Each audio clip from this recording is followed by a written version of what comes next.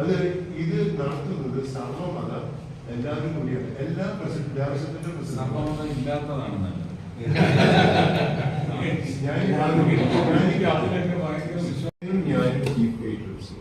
പിന്നെ എല്ലാ MP-മാരും ഇവിടെയുള്ള എല്ലാ ബിഷപ്സ്, ദേവസ്വം പ്രസിഡന്റ്സ്, ഇമാംസ്, കാരണം യേശുവിന്റെ ജനത്തിൽ എല്ലാവർക്കും സന്തോഷം.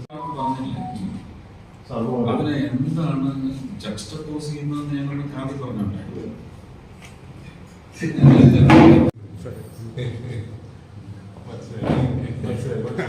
ജോൺ $10,000